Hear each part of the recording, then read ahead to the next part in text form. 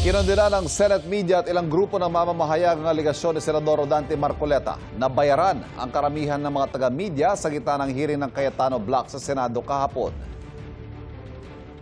Kayo pong mga participants sa media, na karamihan po sa inyo ay bayaran.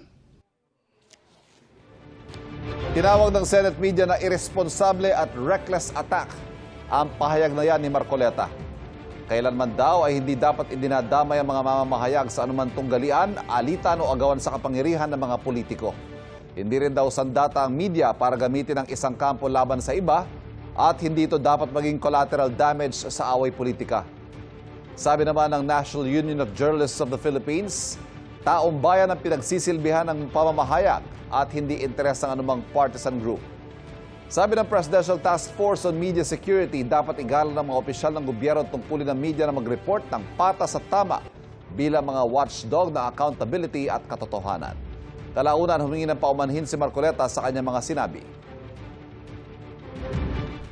Hindi ko po nila lahat. Maybe I had some frustrations with PR. Pasensya na po kung ako'y nakapagsalita ng gano'n. I did not mean it. Ito po ay dahil sa frustration ko sa nangyari at sa nangyayari.